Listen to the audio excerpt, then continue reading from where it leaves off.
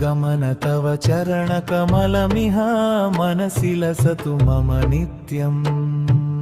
गरुडगमन तव चरणकमलमिह मनसि लसतु मम नित्यम् मम तापमपाकुरु देव मम तापमपाकुरु देव मम तापमपाकुरु देव मम पापमपाकुरु देव जलजनयन विधिनमुचि हरणमुख विबुध विनुत पदपद्मा जलजनयन विधिनमुचि हरणमुख विबुध विनुत पदपद्मा